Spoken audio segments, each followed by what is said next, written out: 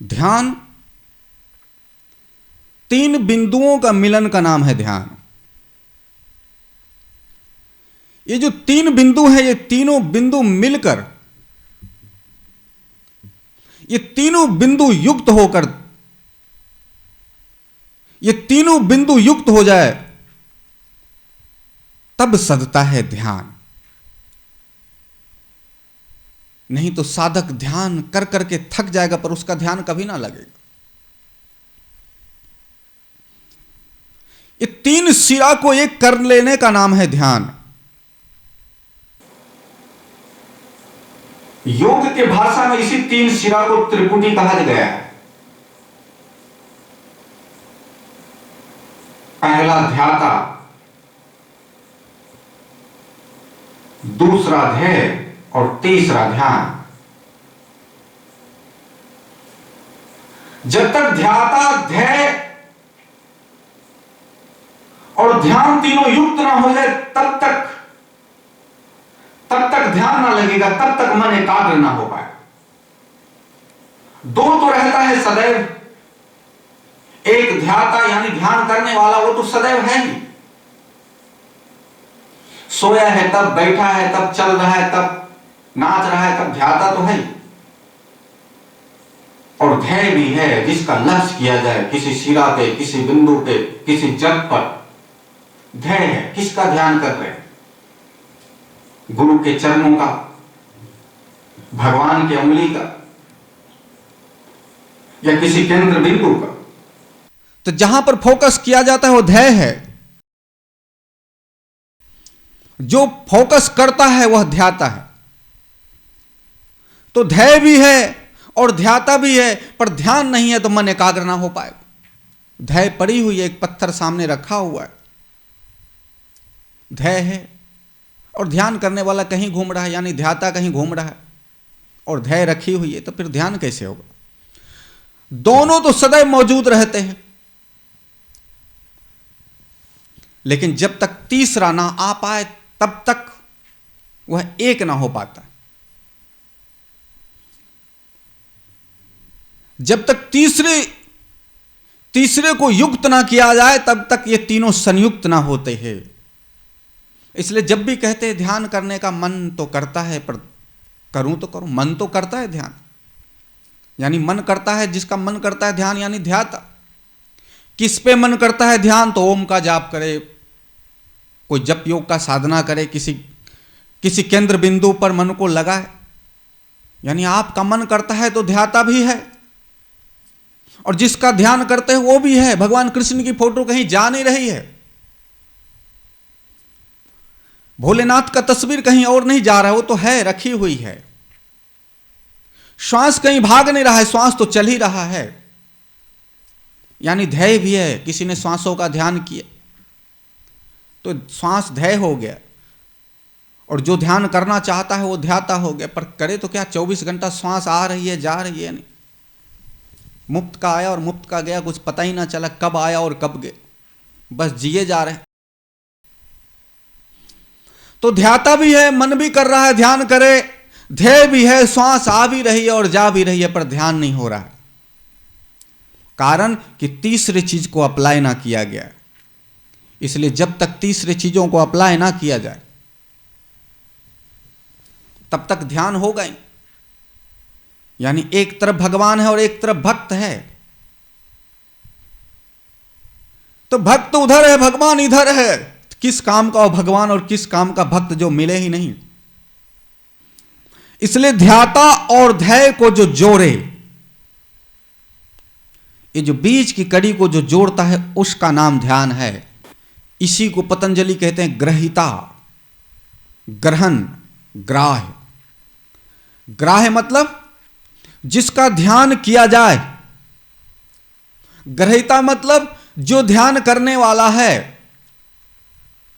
अब जिसका ध्यान करा जाएगा वो ग्राह्य, वो पड़ा हुआ है। ग्रहिता जो ध्यान करने वाला है वो भी पड़ा हुआ है। ये दोनों जुड़ ना पाएगा। दोनों कब जुड़ेगा? जब ग्रहिता को ग्रहण करने का प्रोसेस किया जाए। जब ग्रहिता को ग्रहण करने का प्रोसेस करते हैं तब ग्राह्य से ग्रहण जुड़ता है और ग्रहण ग्रहिता से युक्त होता है और तीनों को एक कर देता है, यानी तीन सिरा एक हो जाता है। इसी को संपूर्ण रूप से कहते हैं ध्यान, यानी संपूर्ण मन की एकाग्रता।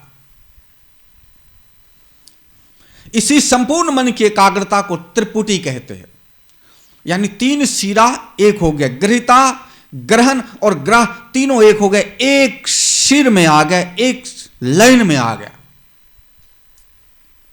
और ग्रहिता ग्रहण और ग्राह, ध्याता ध्यान और ध्यय इस प्रकार से हो जैसे हवा रहित जगह पर यदि किसी दीपक को जला दिया जाए तो आप देखोगे दीपक सतह ऊपर की तरफ बगैर हिले डोले, थोड़ा भी चलायवान रहित होकर, चलायवान थोड़ा भी नहीं रहता, ऐसा करके सीधा देखोगे ऊपर की तरफ बिल्कुल एक सिद्ध में जलता रहता है दीपक। या तो किसी जहां पे हवा ना चल रहा हो ज्यादा, वहां पर किसी अगरबत्ती को जला दो तो आप देखोगे अगरबत्ती का धुआं सीधा एक लाइन में ऊपर जा रहा होता। ठीक उसी प्रकार से ग्रहिता ग्रहण और ग्राह, ध्याता ध्यान और ध्यय, दृष्टा दर्शन और दृश्य, साधक साधना और साध्य तीनों एक लय में आ जाए, इसी को संपूर्ण एकाग्रता कहते हैं। जब मन संपूर्ण रूप से पूर्ण रूप से एकाग्र हो जाता है, यानी ग्रहिता ग्रहण और ग्राह्य तीनों युक्त हो जाता है,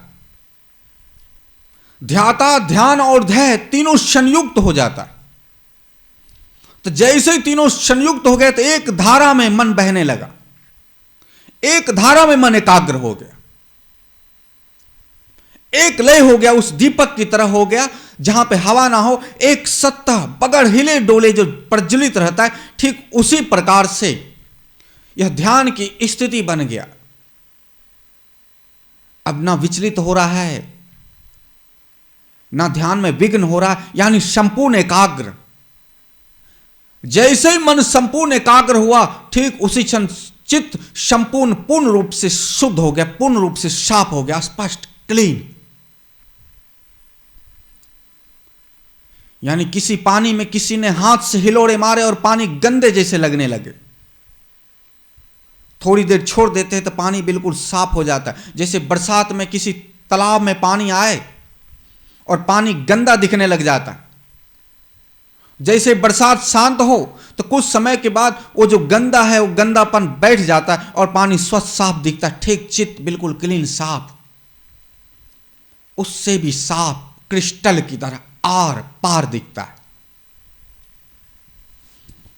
जिस प्रकार से स्फटिक मणि होता है कि आर पार स्वस्थ बेदाग स्वच्छ किधर से भी घुमा लो, चित्त की स्थिति इस तरीके से हो जाता है संपूर्ण रूप से जब मन एकाग्र होता है। लेकिन एक बातें वहां फिर भी रह जाती है, जब भी किसी शब्द को बोला जाए तो शब्द का अर्थ और अर्थ के साथ उसका ज्ञान परिभाषा उसके साथ साथ युक्त होकर आता है। यानी चित्त शुद्ध हो गया, मन संपूर्ण रूप से एकाग्र हो गया, यह पूर्ण विराम नहीं है, यह तो साधक का पहला चरण माना जाए।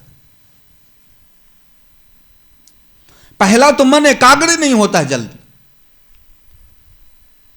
बड़े मुश्किल से मन एकाग्र हो पाता है। जो साधक इरादावान है, इच्छा शक्ति प्रबल हो, सततः अभ्यास करता रहे तो मन पूर्ण रूप से एकाग्र होता है। और जब पूर्ण रूप से एकाग्र होता है तो चित्त शुद्ध हो जाता है, क्रिस्टल की तरह आर पार दिखता है। लेकिन जब चित्त शुद्ध हो जाता है, आर पार दिखता है, फिर भी जब कोई शब्द उसके सामने बोला जाए तो शब्द का अर्थ और ज्ञान विस्तार रूप में दिखता है। जैसे मान लो कि किसी ने सूर्य कहा, तो जब किसी ने सूर्य कहा, मैंने अभी जैसे ही सूर्य कहा, तो सूर्य एक शब्द है, मैंने एक शब्द कहा सूर्य, तो मेरे कान के रास्ते, आपके कान के रास्ते जाना तो चाहिए सिर्फ शब्द सूर्य। लेकिन जैसे सूर्य कह रहा हूं तो सूर्य का चित्र आ रहा है, यानी यही उसका अर्थ है। बोला शब्द जा रहा है, समझा चित्र जा रहा है, और व्याख्यान में उसका ज्ञान भी आ रहा है कि सूर्य, यानी उसके साथ साथ जैसे सूर्य का शब्द का प्रयोग किया तो उसके साथ साथ संपूर्ण ज्ञान आ गया। वो उदय होता है, वो आकाश में है, वो प्रकाश देता है, वो ताप देता है, सब आता है साथ साथ।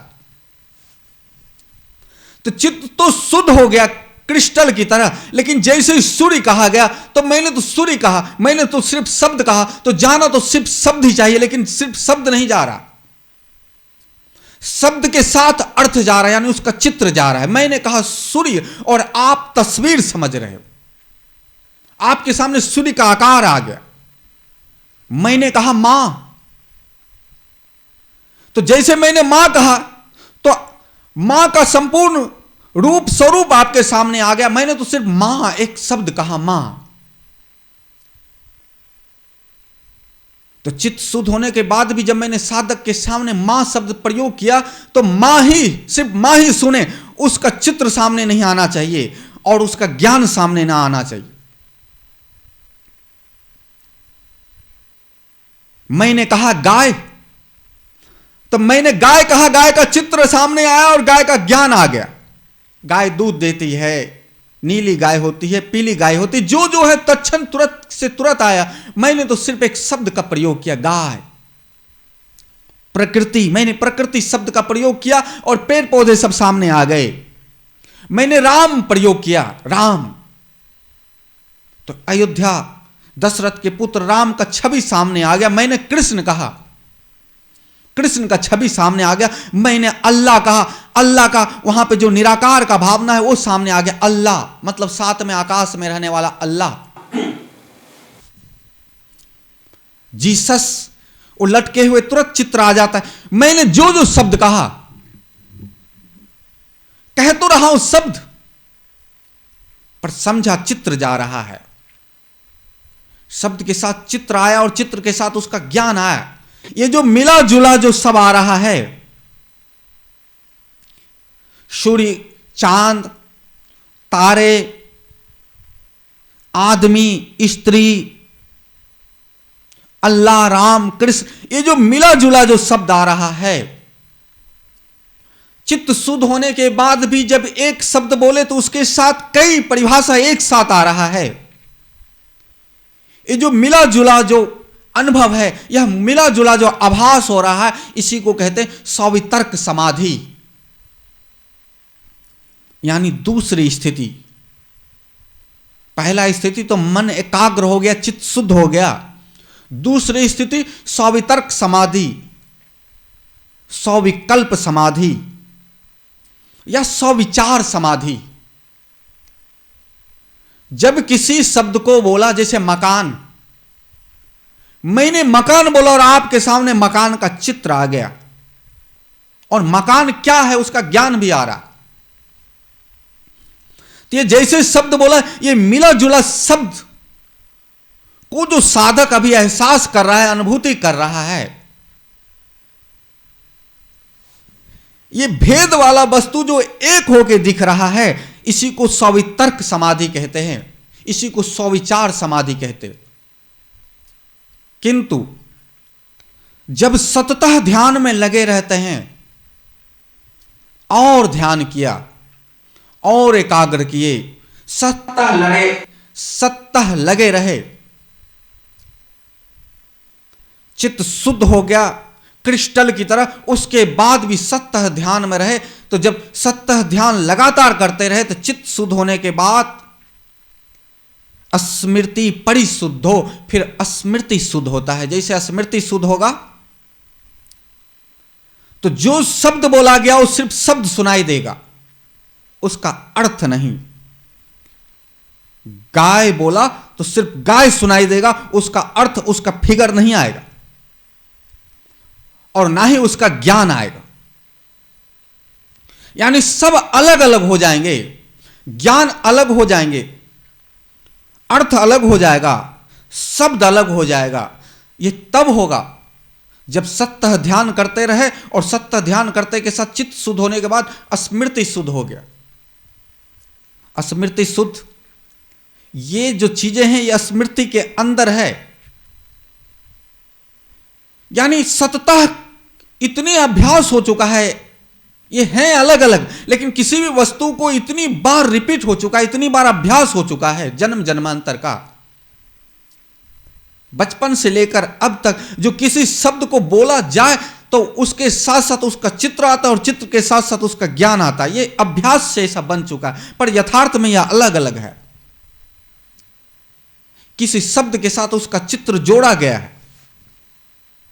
अब सोचो, गाय के साथ जो चित्र जोड़ा गया, गाय शब्द के साथ, मानो गाय शब्द किसी शेर के लिए युक्त किया जाए और किसी शेर का शब्द किसी गाय के लिए युक्त कर दिया जाए, तो देखो अर्थ बदल जाएगा, चित्र बदल जाएगा। और इसलिए बार बार अभ्यास करने से यह स्मृति के अंदर यह बैठा हुआ है।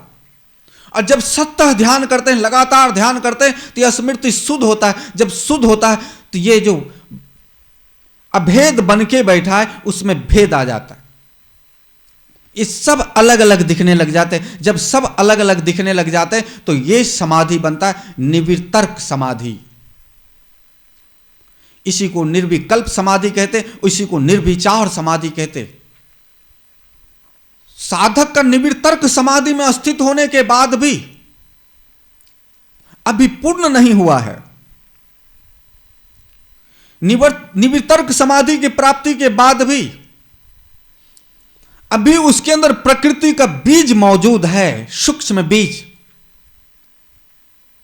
यानी स्थूल रूप से जो था वह तो निवृत्त हो चुका है, लेकिन प्रकृति में जो सूक्ष्म रूप से बीज मौजूद है वह उसके अंदर अभी भी है। यानी मन, अहंकार, लोभ, लालच, त्रिगुण, सत्गुण, रजोगुण, यानी कर्मों का बीज, जो कर्म किया गया उसका सूक्ष्म बीज। यानी जो जो प्रकृति में है वो सब का सूक्ष्म बीज अभी भी चित्त में मौजूद है। यानी जन्म का बीज, 84 लाख योनियों का बीज अंदर मौजूद है सूक्ष्म रूप से।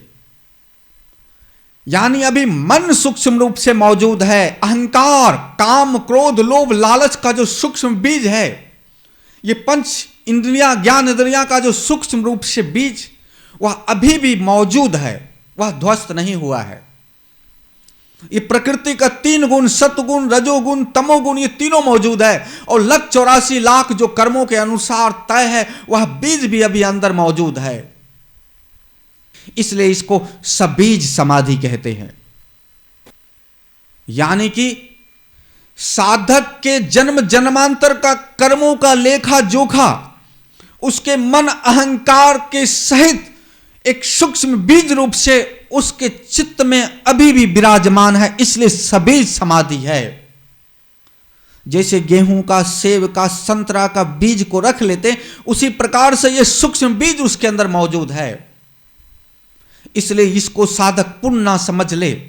साधक को सतत और ध्यान करते रहना चाहिए, और साधना करते रहना चाहिए, और लगातार ध्याताध्याय और ध्यान को पूर्ण रूप से एकाग्र करके निर्वितर्क समाधि के प्राप्त होने के बाद भी शांत होकर बैठ ना जाना चाहिए। सतत ध्यान का अभ्यास करते रहना चाहिए।